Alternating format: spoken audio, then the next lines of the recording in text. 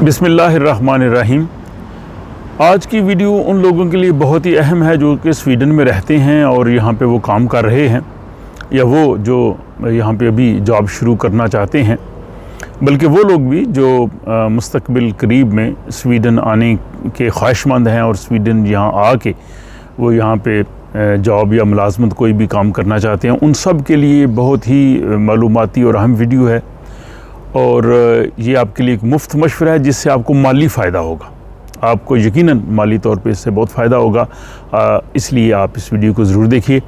लेकिन इससे पहले मैं उन तमाम अहबाब का शुक्रिया अदा करता हूँ जिन्होंने आज 24 जून को मेरी सालगिरह पे मुबारकबाद के पैगामात भेजे हैं और मेरे लिए दुआएं की हैं। अल्लाह ताला आपको बहुत खुश रखे और सलामत रखे। आपका बहुत शुक्रिया।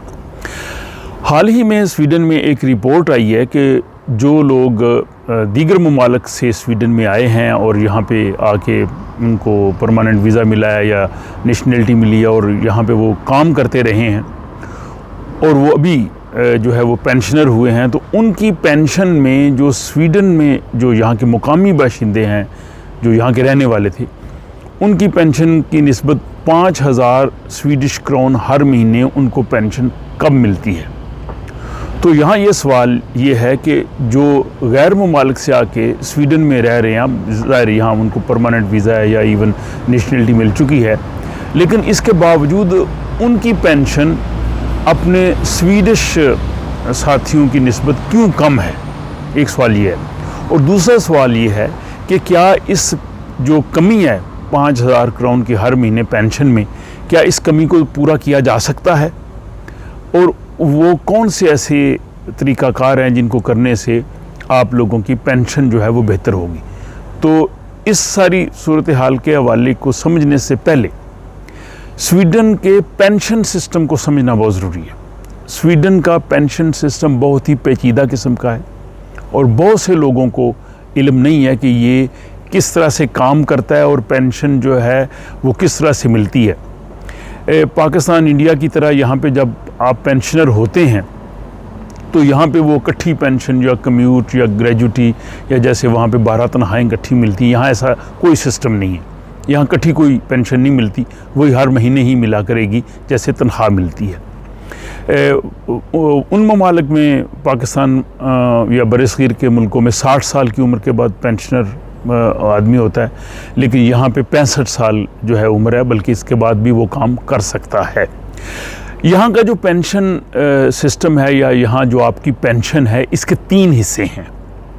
पहला हिस्सा जो है उसको कहते हैं नेशनल पब्लिक पेंशन, उसको इनकम्स पेंशन भी कहते हैं, उसको आलमन पेंशन भी कहते हैं, यानी जनरल पेंशन। ये वो पेंशन होती है कि जो आप तनख्वाह लेते हैं और आपकी तनख्वाह से जो टैक्स लिया जाता है, उस टैक्स के इवज़ गवर्नमेंट जो है वो आपकी पेंशन में हर महीने जो है वो जमा करती जाती है। अमूमी तौर पर जो पेंशनेबल इनकम होती है उसका 16% जो है वो इस नेशनल पब्लिक पेंशन या आलमन पेंशन में जाता है। अब इसमें भी एक और हिस्सा होता है प्रीमियम पेंशन। प्रीमियम पेंशन में तकरीबन वो 2.5% जो है वो काटते हैं। ये सारा जो आपकी पेंशन का ये हिस्सा है, ये बड़ा हिस्सा है और इसको यहाँ पे पेंशन अथॉरिटी है, पेंशन मिंडिहेतन, वो इसको देखती है। हर साल लोगों को जनवरी से मार्च तक एक ऑरेंज कलर का लिफाफा घर में आता है जिसमें वो पूरी तफसील होती है कि आपकी कितनी पेंशन जमा हुई है और उसका मुस्तकबिल में क्या उसका होगा अगर आप इसी तरह से काम करते रहे।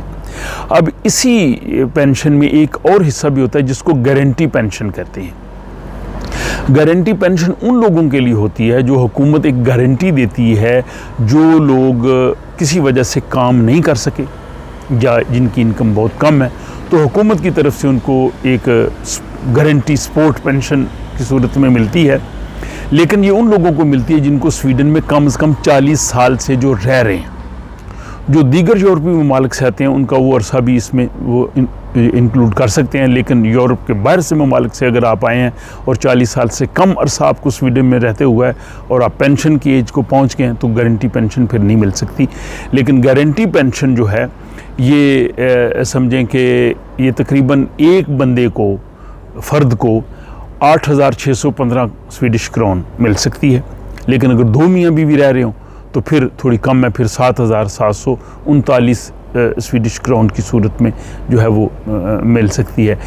लेकिन अगर आपकी पेंशन जो है वो एक आदमी की 12,609 क्रोन से ज़्यादा है, या अगर कपल हैं तो एक उनमें अगर आपकी 11,224 क्रोन से ज़्यादा है तो फिर गारंटी पेंशन नहीं मिलती। मुख्तसर ये कि जो पेंशन का पहला हिस्सा है, ये जो आप देख रहे हैं मुसल्लस, तो उसमें नेशनल पेंशन या आलमन पेंशन या इनकम्स पेंशन ये एक बड़ा हिस्सा है। दूसरा हिस्सा होता है जिसको कहते हैं ऑक्यूपेशनल पेंशन, सेंस पेंशन। ये आपका जो इदारा है जहां आप मुलाजिम हैं वो आपके लिए पेंशन जमा करता है और वो आपको मिलती है। इस पे मज़ीद बात मैं आगे जाके करूँगा। और तीसरा है प्राइवेट सेविंग, जो आप अपने तौर पे पेंशन के लिए करते हैं। आप समझते हैं कि आपकी शायद पेंशन इतनी ज़्यादा नहीं होगी तो हर महीने आप बचाते हैं, इस पे भी मैं बात कर रहा हूँ। तो अब हम आते हैं उस सवाल की तरफ कि जो गैर ममालिक में लोग पैदा हुए हैं उनकी पेंशन क्यों कम होती है। उसकी एक मेन वजह तो ये है कि जो लोग यहाँ पे पैदा होते हैं वो लोग बचपन से ही काम करते हैं। यानी बचपन से मुराद ये है कि जब वो 16-18 साल के होते हैं तो स्टूडेंट लाइफ से वो काम करना शुरू करते हैं, वो अपना समर जॉब करते हैं, इसके बाद वो जॉब करते रहते हैं और जो ही फिर उनको तालीम मुकम्मल होती है तो वो अपने जॉब पे पहुंचते हैं। जो गैर ममालिक से लोग आए होते हैं, अमूमन लोग वो 30-35 साल की उम्र में यहाँ आके फिर वीज़ा ले के काम शुरू करते हैं, तो उनका जो अरसा है वो बहुत कम होता है स्वीडिश लोगों की निस्बत। या जो बच्चे यहाँ पे पैदा हो रहे हैं अब इमिग्रेंट जनरेशन के, वो तो ज़ाहिर बचपन से शुरू से ही काम करेंगे। तो एक रीज़न ये है। अब ये है कि आप इस कमी को पूरा कैसे कर सकते हैं। अभी जो लोग काम कर रहे हैं, जिनको 15-20 साल हो गए हैं काम करते हुए, या जो लोग अभी स्वीडन में आए हैं नए हैं, जो स्टूडेंट्स अभी आ रहे हैं, उसके बाद ज़ाहिर जो मास्टर्स के स्टूडेंट्स आ रहे हैं, जब वो जॉब वगैरह शुरू करेंगे तो उनकी एज भी 28-30 साल के करीब हो जाएगी। तो वो किस तरह से अपनी पेंशन को बेहतर बना सकते हैं। ज़िंदगी मौत अल्लाह के हाथ में, लेकिन इंसान उम्मीद पे ज़िंदा है कि 65 साल की उम्र के बाद आदमी ने पेंशनर होना है और उसके बाद ज़ाहिर बाकी मुद्दत सारी पेंशन पे ही गुजारा होना है। तो उसके लिए पेंशन बढ़ाने का सबसे बड़ा तरीका माहिरीन ये बताते हैं कि जो भी मैंने आपको कहा पेंशन का दूसरा हिस्सा occupational pension, sense pension. Sense pension आपको तब मिलती है कि आप जिस इदारे में किस मुलाजम हों जिसकी जो है वो कलेक्टिव आफ्ताल हो, जिसकी जो कलेक्टिव एग्रीमेंट हो मुलाजमत का, बड़ी कंपनियां बड़े इदारों में होता है। उस सूरत में ऑटोमेटिक जहाँ पे आप जॉब कर रहे होते हैं वो आपकी पेंशन जो है वो भेजते रहते हैं इस सेंस पेंशन में। लेकिन अगर आपकी अपनी कंपनी है, आप किसी छोटी कंपनी में काम कर रहे हैं, तो वहाँ पे सेंस पेंशन नहीं होती। वहाँ पे आप कोशिश करें कि सेंस पेंशन लेने की। अगर छोटी कंपनीज़ हैं, उसका तरीकाकार यह है कि आपने उस जो एम्प्लॉयर उससे बात करें कि मेरी सेंस पेंशन नहीं है, मैं किस तरह से ले सकता हूँ। वहाँ पे आपकी यूनियन है, अगर आप यूनियन के मेंबर, आप यूनियन से बात करें। यूनियन आप इसको कोई तरीकाकार आपके लिए वज़ा कर सकती है। अगर आपकी अपनी कंपनी है तो ज़ाहिर फिर आपको अपनी सेविंग ज़्यादा करनी पड़ेगी, आप अपनी सेविंग बढ़ाएं। तो एक अपनी पेंशन बढ़ाने का तरीका ये है कि आप कलेक्टिव आफ्ताल वाली कंपनीज़ में काम करें। अगर वो यहाँ पे नहीं है तो वो कलेक्टिव आफ्ताल हासिल करने की कोशिश करें और यूनियन को इसमें साथ लेके आएँ ताकि आपको वो मिल सके। दूसरा जो ये है कि आप पार्ट टाइम कम से कम करें, काम वो करें जो है वो जो है तवील मुद्दत का हो। पार्ट टाइम काम करना कभी ना करना, उससे भी इनकम कम होगी और आपकी जो है वो पेंशन कम मिलेगी। यानी स्वीडन में पेंशन का एक मेन प्रिंसिपल ये है कि जितना आपने काम किया है, जितनी आपने तनख्वाह ली है ज़्यादा, उतनी आपकी पेंशन ज़्यादा होगी। तो पार्ट टाइम जो है वो भी ठीक नहीं है। तीसरा ये है कि अगर आप बच्चों की जो छुट्टियां स्वीडन में मिलती हैं, पेरेंटल लीव, माँ और बाप दोनों ले सकते हैं बच्चे की 6-7 साल की उम्र तक, उसमें आप ये कोशिश करें कि अगर आपने वो लेनी है, पेरेंटल लीव लेनी है, तो उसके साथ जब बच्चा कभी बीमार होता है तो आप वोडा वार में लेते हैं, तो वो 2 ना लें। आप एक चीज़ लें, दूसरा पेरेंट दूसरी ले ले। इस तरह से अगर, क्योंकि वो जो आपको पेरेंट लीव मिलती है वो ज़ाहिर वो 80% सैलरी होती है, वो इनकम कम होती है। अगरचे उससे जो आप पेरेंट लीव ले रहे हैं, या अगर आप बीमारी की छुट्टी ले रहे हैं, या अगर आप जैसे स्वीडन में नौजवान जो लाजमी आर्मी सर्विस में जाते हैं, वो इनकम भी पेंशन की तरफ आती है, लेकिन उसकी मिकदार कम होती है। तो इसलिए वो ये कहते हैं कि पार्ट टाइम या पेरेंटल लीव या इन चीज़ों जो है ना, इनको आप ज़रूर जहन में रखें। उसके बाद अगली जो चीज़ है वो है अपनी सेविंग करना। जो पहले भी मैंने बताया कि उस मसलस में तीसरा हिस्सा होता है पर्सनल सेविंग। तो यहाँ पे अगर कलेक्टिव आफथाल आपकी नहीं है, वहाँ पे आपको अपनी सेविंग करना पड़ेगी। वो कहते हैं कि स्वीडन में अगर कोई बंदा 20 साल पहले आया है और वो काम कर रहा है और ज़ाहिर उसने मुस्तकबिल में रिटायर होना, तो उसको अभी से कम अज़ कम 600 क्राउन से 1000 क्राउन हर महीने बचाना चाहिए। ये आप किस तरह से बचाएंगे? ये आप जहाँ पे आपका बैंक अकाउंट है, बैंक अपने से बात करेंगे, और एक गवर्नमेंट ने अब ये बनाया है अकाउंट जिसको ISK कहते हैं, इन्वेस्टमेंट सेविंग अकाउंट, इन्वेस्टेरिंग स्पारकोंतो। इसमें आप हर महीने 600 से 1000 या जितनी आपकी तनख्वाह है या जितना आपके लिए मुमकिन है, आप उसको बचाते जाएं। वो ऑटोमेटिक हर महीने आपकी तनख्वाह से उसमें अकाउंट में जाता जाएगा, आप उसको देख सकते हैं। वो एक तरह की इन्वेस्टमेंट है, आपने सरमायाकारी की है, उस पर आपको प्रॉफिट मिलता रहता है। उसमें फिर आप बैंक से बात कर सकते हैं आप किस तरह से उसको इन्वेस्ट करें। अगर आप हाई रिस्क वाले फंड में जाते हैं तो आपको प्रॉफिट भी ज़्यादा मिल सकता है, लेकिन नुकसान भी हो सकता है। उसमें वो बैंक वाला आपको मशवरा दे सकता है कहाँ कहाँ आप इसको इन्वेस्टमेंट करें। तो हर महीने 500 से 1000 2000 जितना आप कर सकें वो वहाँ पे इन्वेस्टमेंट होती रहेगी। साथ साथ आप देखते जाते हैं कि उसमें आपके जो है वो प्रॉफिट जो है वो आपको मिलता जाता है। अभी इस पर काफ़ी बहस हुई है। रिसेंटली गवर्नमेंट की एक तजवीज़ आई थी कि जो ISK में जो आप पैसे जमा कर रहे हैं इस पर भी टैक्स लगाया जाए, लेकिन गवर्नमेंट ने जो पार्टीज़ हैं, स्पेशल सेंटर पार्टी, उसने बड़ा अच्छा स्टैंड लिया कि ये ऑलरेडी हमारी टैक्स पेड इनकम है, इस पर आप दोबारा लगाएंगे। तो अब गवर्नमेंट अगर इस पर टैक्स भी लगाएगी तो वो उन पे लगाएगी जिनकी मिलियंस में सेविंग होगी। तो आम तनख्वाहदार लोग जो हैं वो इससे इफ़ेक्ट नहीं होंगे। तो दूसरा मशवरा, मेरा तीसरा मशवरा ये है कि आप ISK जो अकाउंट है इसमें आप जो है वो शुरू कर दें।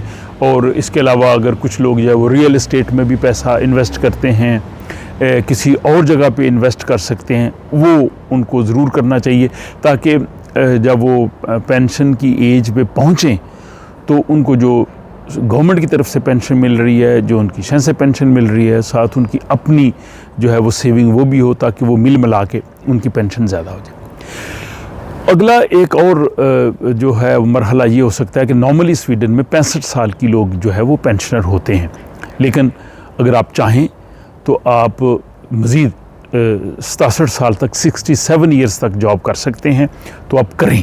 अगर आप जितनी जॉब ज़्यादा करेंगे 65 साल के बाद, चूँकि हम लोग जो बाहर से आए होते हैं ज़्यादा एज से यहाँ जॉब शुरू करते हैं, हमारी मुद्दत मुलाजमत कम होती है, तो 65 साल की बजाय अगर आप 67 साल तक जॉब करें तो आपकी पेंशन और बढ़ेगी। बल्कि बाज़ सूरतों में तो 69 तक भी जॉब कर सकते हैं अगर आपकी सेहत इजाज़त देती है, अगर काम पे आपकी ज़रूरत है या काम वाला भी आपको ऑफ़र करता है। मेरे ख्याल 67 तक तो आप ख़ुद फ़ैसला कर सकते हैं कि अगर आप जॉब वालों को कहें जी कि मैंने 2 साल और काम करना है तो उसमें प्रॉब्लम नहीं है, लेकिन 69 तक जाने के लिए आपको जो आपका एम्प्लॉयर है उससे बात करना पड़ती है। तो अगर आप ये करेंगे तो इन सारी चीज़ों से आपकी डेफिनेटली जो है वो पेंशन बढ़ेगी, माली खुशहाली होगी।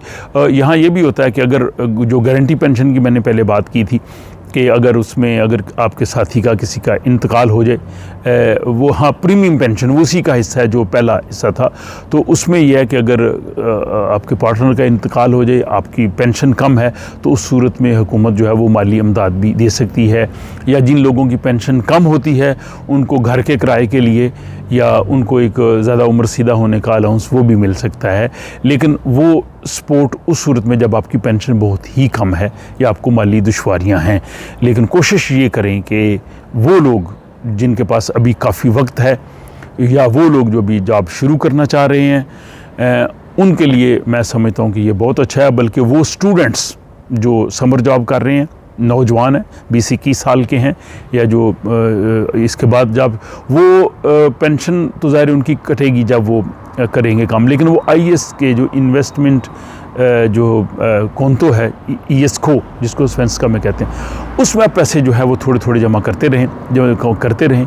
जब आप 30, 35, 40 साल आपने जमा किए होंगे तो पेंशन की उम्र जो है आप खूब मज़े से, अय्याशी से गुजारेंगे, घूमें फिरें और मज़े करें।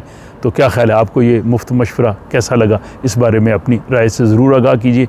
और अगर आप समझते हैं कि आपके कुछ दोस्त अहबाब हैं जिनको इस पेंशन सिस्टम की समझ नहीं है और उनको भी ये मालूमात चाहिए, तो और वो स्वीडन में रहते हैं, तो बराए मेहरबानी उन तक आप इसे ज़रूर शेयर कीजिए। ये भी एक सदका जारिया है।